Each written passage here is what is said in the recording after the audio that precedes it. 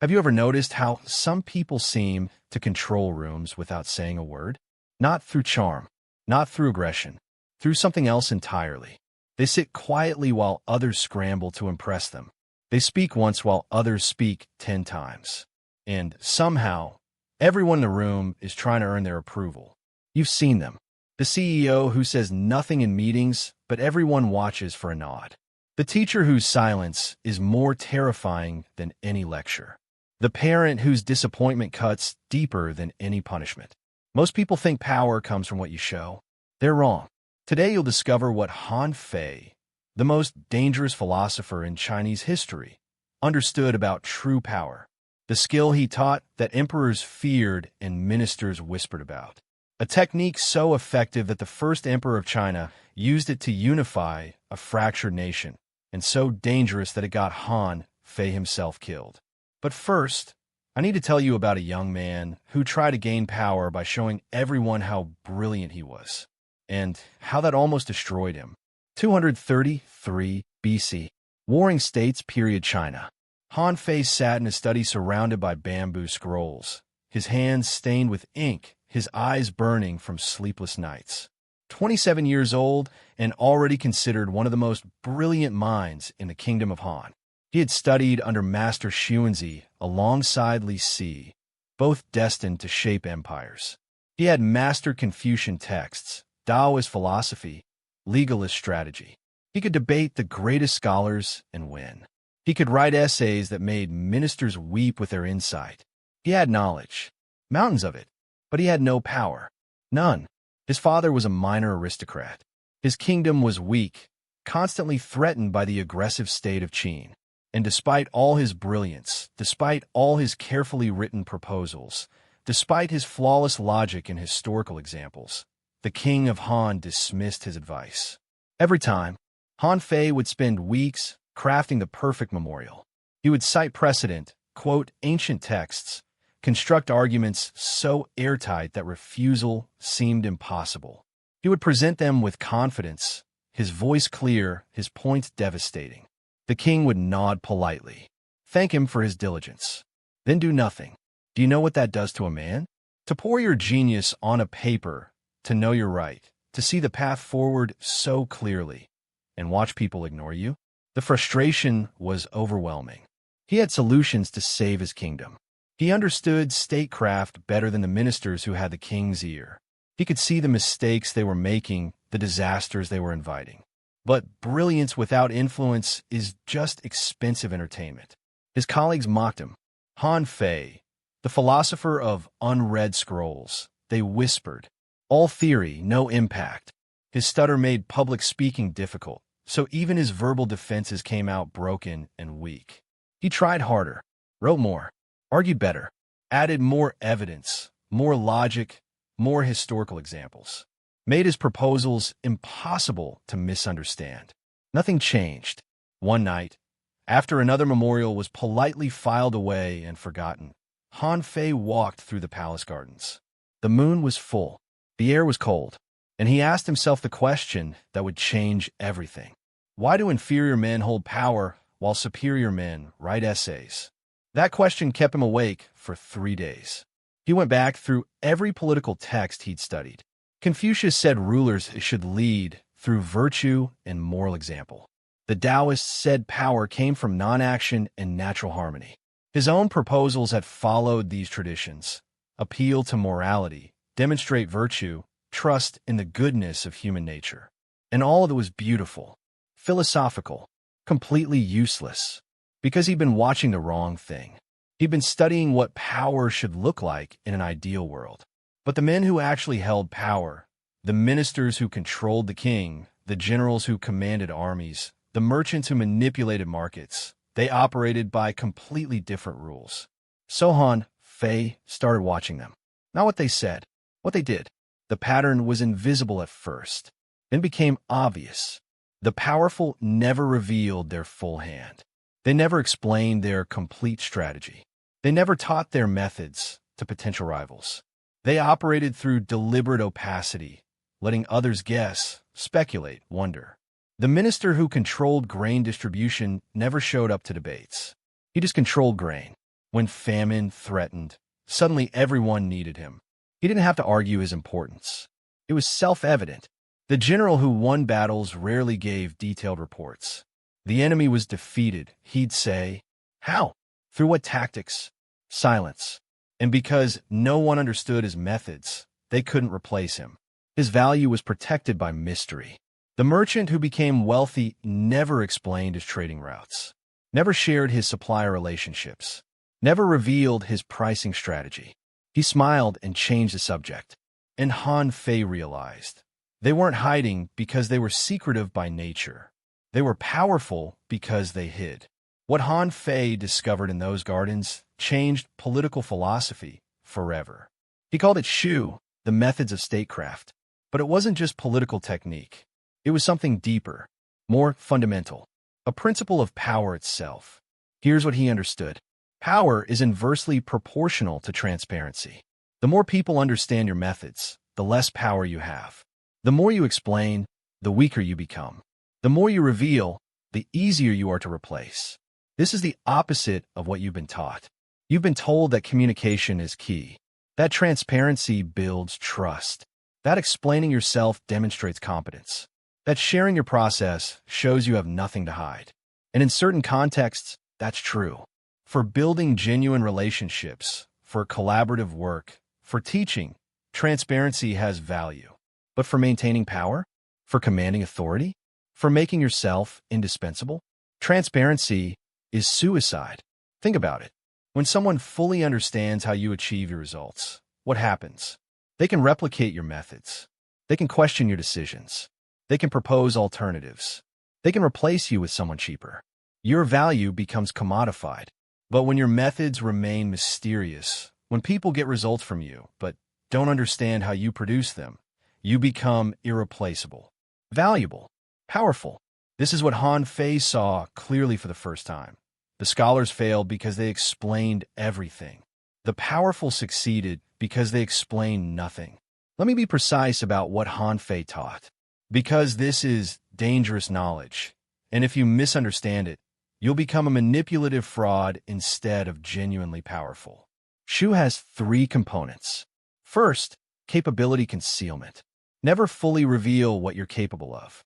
Not out of deception, but out of strategic preservation. Han Fei watched how the king of Qin operated. When ministers came with problems, the king rarely showed his complete understanding. He would ask simple questions. Why? What else? And then, he appeared less informed than he was. This did 2 things. It made people explain thoroughly, revealing their own understanding and motives. And it prevented them from knowing the full extent of his judgment. When the king finally made decisions, people couldn't predict them. His intelligence remained veiled. His decision-making process stayed opaque. He appeared simple, but acted with devastating precision. This is not stupidity. This is strategic ambiguity. Second, method protection. Never teach your complete process. Give results, not recipes. The most effective officials in Han Fei's observation never fully explained how they achieved outcomes. They didn't refuse to teach. That creates resentment. They taught principles while protecting specifics. I focus on relationships, they'd say. But which relationships? Built how? Maintained through what techniques? Silence. I study the situation carefully. But what do you look for? What signals matter? What analysis framework do you use? Smile and move on. They gave enough to seem helpful, not enough to be replaceable. Third, decision opacity. Never fully reveal your reasoning. Explain outcomes, not processes. This is the most counterintuitive part. Modern culture demands justification. Why did you decide that? And the instinct is to explain your complete thought process, to prove you're rational, thoughtful, thorough. But watch what happens. The moment you fully explain your reasoning, people start questioning your logic. But what about this factor? Did you consider that alternative? I would have weighed things differently. Your authority erodes with every explanation. The powerful give context, not reasoning. This serves our long-term interests instead of, I chose this because of factors A, B, C, weighted at percentages X, Y, Z, processed through framework D. The first maintains authority. The second invites argument. Han Fei stopped writing lengthy memorials explaining every detail of his proposals. He started writing something completely different. Short, precise analyses that identified problems with devastating clarity but offered solutions through implications rather than explicit instructions. His most famous work, The Difficulties of Persuasion, didn't teach people what to say. It taught them what not to reveal. He wrote, "Those who speak much are in danger. Not because speech itself is dangerous, but because excessive explanation reveals your complete thinking. And once your thinking is known, you can be predicted, countered, outmaneuvered." He stopped trying to impress people with how much he knew. He started demonstrating what he knew through carefully chosen observations that revealed others' blindness. "The kingdom faces a problem," he would say, then pause. Let them guess what he saw. Let them wonder how deep his analysis went. Let them fear the possibility that he understood things they missed. The change was remarkable. Ministers who once dismissed him now sought his counsel. Not because he explained more, but because he explained less. His ambiguity created gravity. People leaned in, trying to understand what he understood. The king of Han started listening, because Han Fei no longer gave him complete strategies to debate. He gave him observations that made the king feel like he was discovering the strategy himself. "The Minister of War has been quiet lately," Han Fei might mention. Nothing more. But the observation contained a world of implication. Was the minister planning something? Was he hiding failure? Was he accumulating power in silence? The king would investigate, would discover truths, would credit his own wisdom for seeing what Han Fei had pointed to. This is Shu in action. Power through productive opacity. Now I need to tell you something that will make you uncomfortable. Han Fei's techniques worked perfectly. Too perfectly. His writings reached the king of Qin, the aggressive ruler whose state was conquering all others.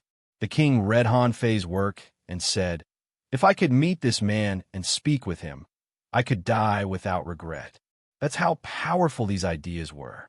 An emperor willing to trade his life just to meet their author. But here's where the danger reveals itself.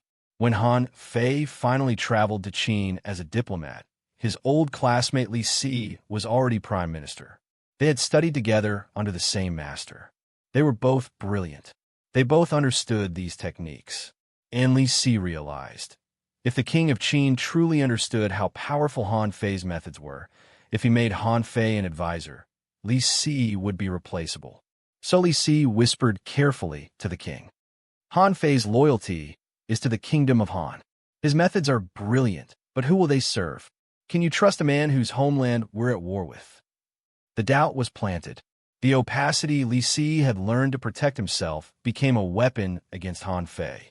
Within months, Han Fei was arrested on suspicion of treason.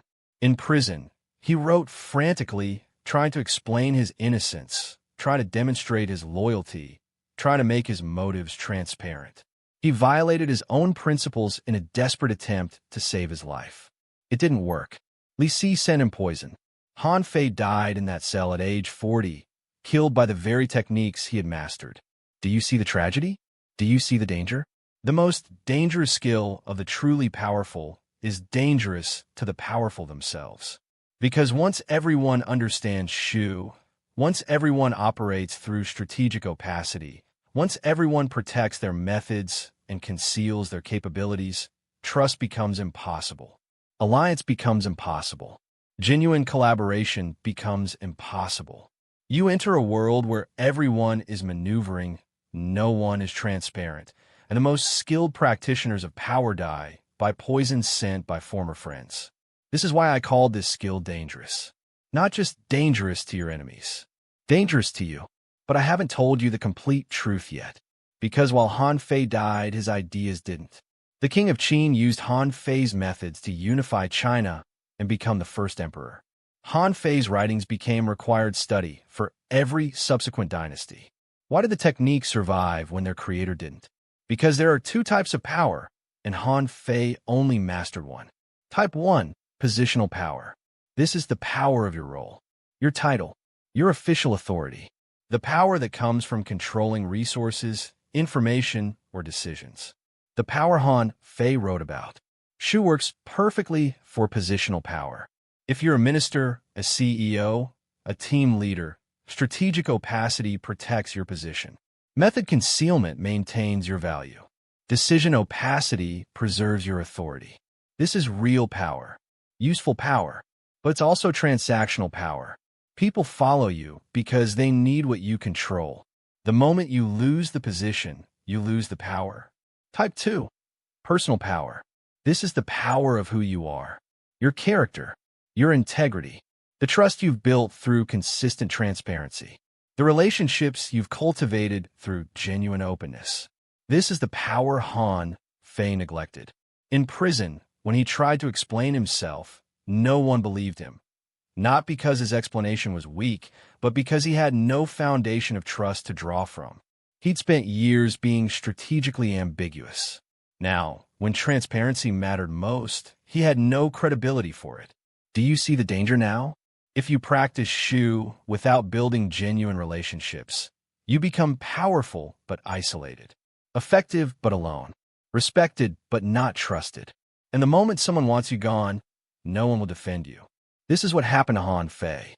Li Si whispered poison, and no one said, "Wait, I know Han Fei's character. I trust his intentions."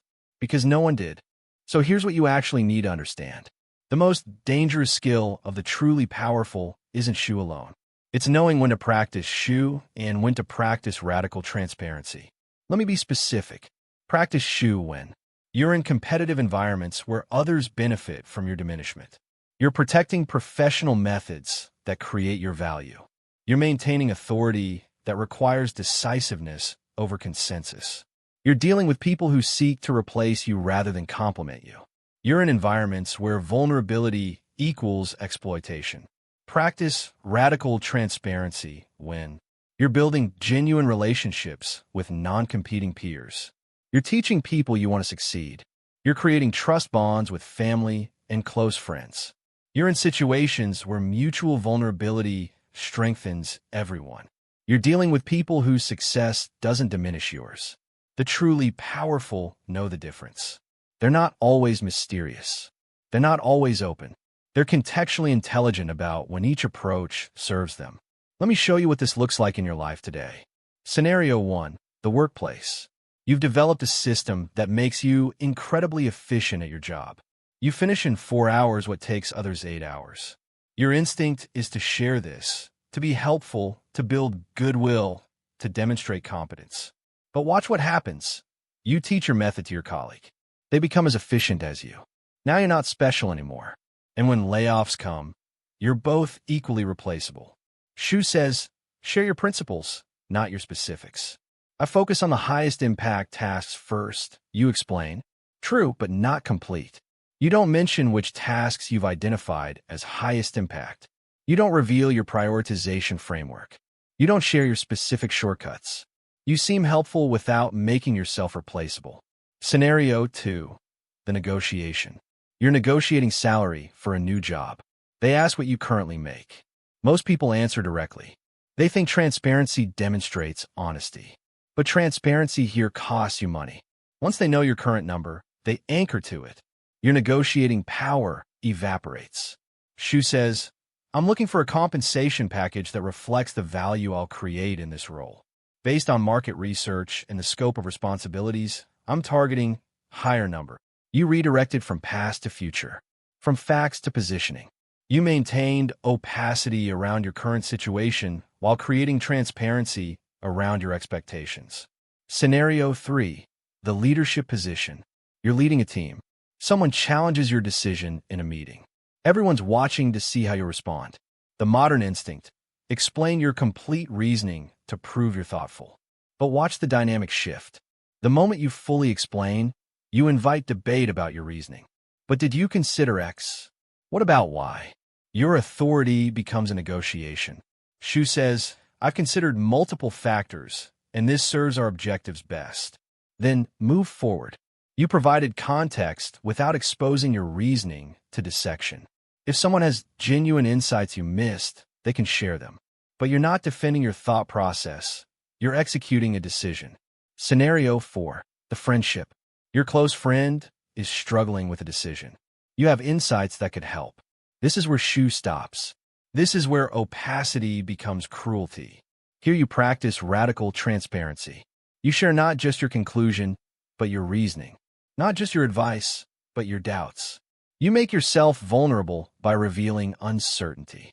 I don't know if this is right, but here's how I think about it. Is appropriate here, because this person isn't competing with you. Their success doesn't diminish you. The relationship benefits from mutual openness. But there's something deeper happening here that you need to understand. Most people think power is about what you do. It's not.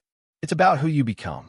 There's a huge difference between I sometimes keep things to myself strategically and I am someone who understands a relationship between transparency and power. One is a tactic. The other is an identity.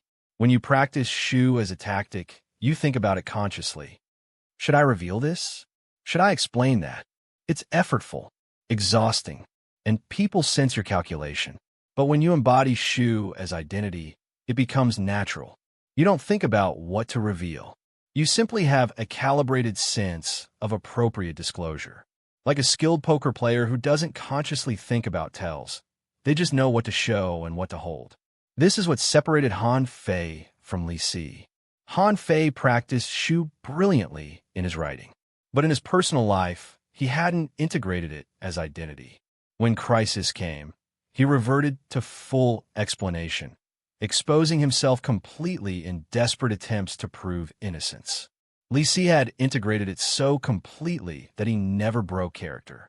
Even when poisoning his old friend, he did it through proxies, implications, strategic suggestions. No direct accusations. No transparent motives. Just subtle positioning that made the king doubt. I'm not celebrating what Li Si did. I'm showing you the difference between practicing a technique and embodying an identity. Let me break this down precisely. Level 1. Unconscious revelation. This is where most people live. They don't think about what they're revealing. They just talk, explain, share, demonstrate how smart they are by showing their complete thinking. They write emails explaining their entire decision process. They answer questions with exhaustive detail. They teach their methods to anyone who asks. They prove competence through transparency. And they wonder why people with less knowledge have more power. Level 2. Conscious concealment. This is where people go after reading something like this. They start thinking strategically about what to reveal. Should I share this? Becomes a constant internal question. They craft responses carefully. They hold back information deliberately. They practice opacity. This works better than level 1. But it's exhausting, and it often comes across as evasive or manipulative because it's effortful rather than natural. Level 3. Integrated discernment. This is mastery. You don't think about hiding or revealing. You simply have a calibrated sense of appropriate transparency for each context. With your children, you're open. With your life partner, you're transparent. With your closest friends, you share vulnerabilities. With competitive colleagues, you're strategically ambiguous. With potential rivals, you reveal principles but protect methods. With people trying to reduce your value, you maintain opacity. It's not manipulation. It's context-appropriate disclosure. And it happens naturally without calculation because it's integrated as identity. Here's where most people fail when they try to apply these principles. They make everything opaque. They become mysteriously quiet in all contexts. They stop explaining anything to anyone. They treat every interaction as a power game. This is how you become Han Fei in prison, powerful but alone, with no allies when you need them most. The mistake is thinking power comes from universal opacity. It doesn't. Power comes from calibrated transparency. You need people who understand you completely, who see your full reasoning, who know your methods, who can be trusted with your vulnerabilities. These aren't your competitors. They're not your subordinates. They're your genuine allies, the people whose success enhances rather than threatens yours. With these people, practice radical transparency. Build trust through vulnerability. Create bonds through openness. This is your safety net. These are the people who will defend you when someone whispers poison. These are the relationships that prevent your power from becoming isolation. Han Fei didn't have this. He'd been so skilled at strategic opacity that he'd never built genuine, transparent relationships. So when he needed allies, he had none. Don't make his mistake. Let me give you a simple decision tree. When someone asks you to explain your methods, your reasoning, your capabilities, ask yourself. Question 1. Does this person's success diminish my value? If yes, practice Shu. Share principles, protect specifics. If no, consider transparency. Question 2. Is this person trying to learn from me or replace me? If learn, share generously, but maintain mystery around key differentiators. If replace, maintain strategic opacity. Question 3. Does this situation require authority or collaboration? If authority, limit transparency to maintain decisiveness. If collaboration, increase transparency to enable genuine partnership. Question 4. Is this relationship competitive or complementary? If competitive, protect methods, reveal outcomes. If complementary, share methods, build mutual capability. Question 5. Do I need this person's complete trust? If yes, practice radical transparency, even if it creates vulnerability. If no, maintain productive ambiguity. This isn't a formula. It's a framework for thinking. The truly powerful develop intuition around these questions. They feel the right level of transparency without conscious analysis. But while you're developing that intuition, use the framework. Let me tell you about someone who got this right. Wei Yang. He lived 100 years before Han Fei, during the same Warring States period. He was a brilliant reformer who transformed the state of Qin from backwater to superpower. Wei Yang understood Shu perfectly. He protected his methods. He maintained opacity around his strategies. He practiced the same techniques that would later get Han Fei killed. But Wei Yang did something Han Fei didn't. He built genuine relationships with key allies. He was radically transparent with the Duke of Qin, his patron and protector. He shared not just his plans, but his reasoning. Not just his methods, but his doubts. With everyone else, he was strategically opaque. But with the Duke, he was completely open. When Wei Yang's enemies eventually plotted against him, they did. Power always creates enemies. The Duke defended him. Not just officially, personally, because he understood Wei Yang's character. He trusted his intentions. The relationship was built on transparency, even though Wei Yang's methods remained mysterious to everyone else. Wei Yang lived to old age, died peacefully, and his reforms lasted 500 years. The difference between Han Fei's tragic death and Wei Yang's successful life wasn't knowledge. They both understood Shu equally well. The difference was integration.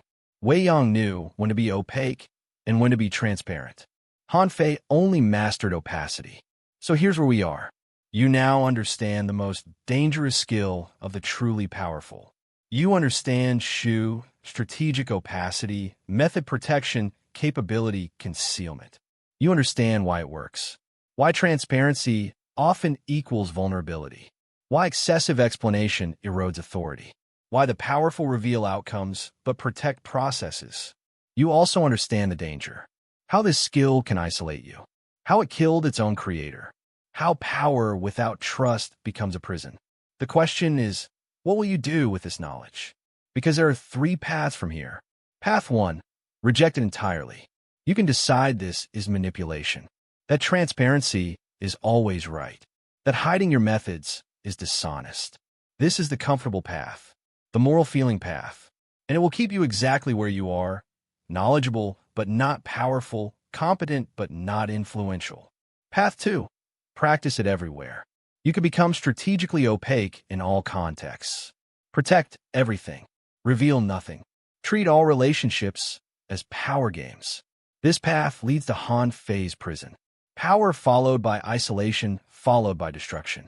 Path 3, integrate it with discernment. You can learn when to practice Shu and when to practice radical transparency.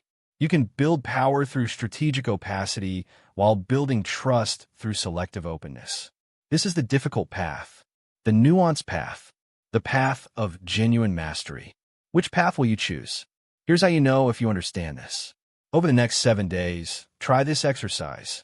Days 1 to 2, observe your current patterns. Pay attention to how much you explain. how thoroughly you answer questions, how completely you reveal your thinking. Notice when people ask, "How did you do that?" and you immediately launch into a full explanation. Notice when someone challenges your decision and you defend it by exposing your entire reasoning process. Notice when you're trying to impress someone by demonstrating how much you know. Just observe. Don't change anything yet. Days 3 to 5. Practice strategic opacity. When someone asks how you achieve something, practice this formula.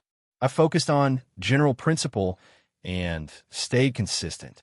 That's it. If they push for more detail, add one more layer. Specifically, I prioritize high-level category over what others prioritize. Still not complete. Still mysterious. But seemingly helpful. When someone challenges a decision, practice this. I've weighed multiple factors. This serves our goals best. Then move forward. Don't defend. Don't explain. Don't negotiate your reasoning. Days 6 to 7. Practice radical transparency. With one person you trust completely, someone whose success doesn't threaten yours, practice the opposite. Explain everything. Share your doubts. Reveal your complete reasoning. Make yourself vulnerable through openness. Notice how this strengthens the relationship. Notice how different it feels from the strategic opacity. Notice how both approaches serve different purposes. But I need to tell you something that Han Fei himself never fully understood. This skill, Shu, strategic opacity, the power of controlled revelation, isn't actually about hiding. It's about value creation. Stay with me here. When you fully explain your methods, you transfer your value to others. They can now do what you do. Your knowledge becomes their knowledge. Your capability becomes reproducible. But when you maintain strategic opacity, you force something different to happen. People have to develop their own capabilities to achieve similar results. You're not just protecting yourself. You're requiring them to grow. Think about the best teacher you ever had. Did they explain everything? Or did they ask questions that made you discover insights yourself? What do you think is happening here? Why might that be significant? What patterns do you notice? They practice Shu in teaching, not to hoard knowledge, but to force you to develop your own thinking. This is the deepest level of mastery. Strategic opacity, not as manipulation, but as development tool. When you don't fully explain your decision, you force people around you to develop judgment. When you don't reveal your complete methods, you require them to innovate their own. You're not protecting power. You're distributing the requirement for capability. This is why the truly powerful aren't threatened by strong people around them. Because their strength came from developing their own methods, not copying someone else's. 2,300 years after Han Fei's death, his writings remain studied. The king of Qin used his methods to unify China. Every dynasty afterward required officials to study his work. But here's what makes me pause. Li Si, the man who killed Han Fei, ruled for decades after Han Fei's death. He became one of the most powerful men in Chinese history. He implemented Han Fei's theories better than Han Fei himself. Then he died the same way he killed Han Fei, executed by the second emperor on false charges, betrayed by the system he'd helped create, killed by the techniques he'd mastered. Do you see the pattern? The skill that creates power also creates the conditions that destroy you. Strategic opacity requires others to practice strategic opacity. Method protection teaches everyone to protect their methods. Capability concealment makes everyone conceal capabilities. Eventually, you're surrounded by people playing the same game you taught them to play, and they're often better at it than you are. This is why this skill is dangerous. Not just difficult, actually dangerous. It works. It creates power. It delivers results. But it also creates a world where genuine trust becomes nearly impossible, where every relationship has a strategic calculation, where every alliance is temporary and transactional. Is it a world you want to live in? So here's what I actually believe.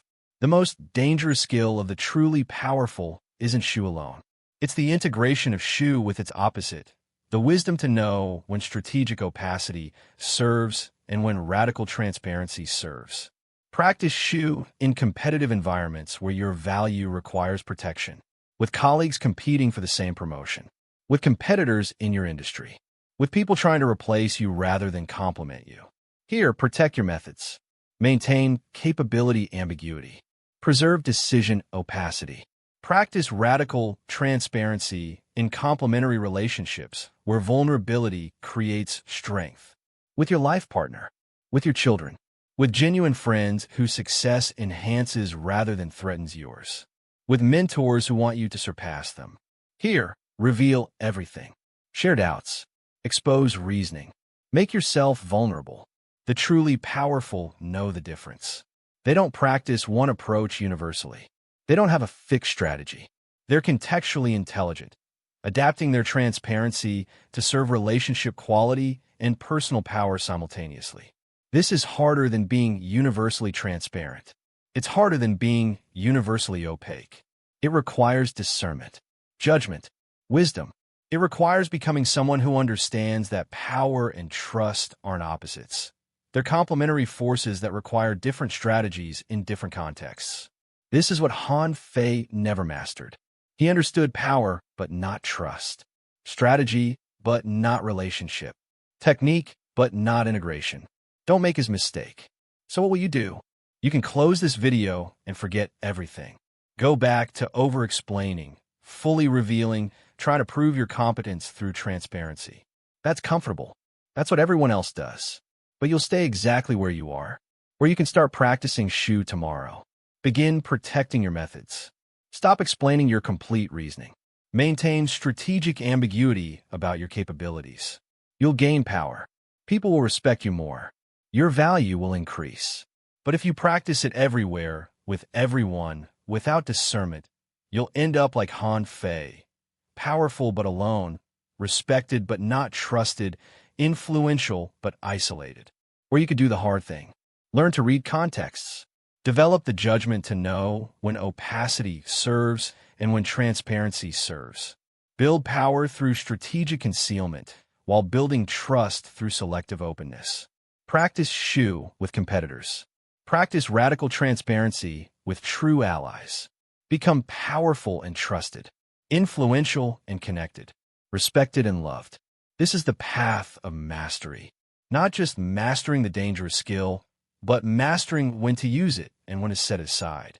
The choice is yours, but choose consciously, because once you understand these principles, you can't unknow them. Every interaction becomes a choice about disclosure. Every relationship becomes a decision about transparency. You're already changed by understanding this. The question is how you'll integrate it. Will you use it to gain power at the cost of connection? Or will you use it to build both? Strategically protecting what needs protection while radically opening what needs openness? The truly powerful make that choice daily. Context by context, relationship by relationship, moment by moment. Now you can too.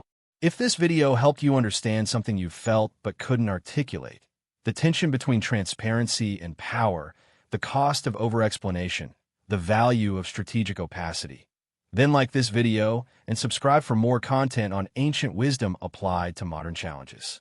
And here's why I'm asking. When you like and subscribe, you're not just supporting the channel. You're making these ideas visible to others who need them.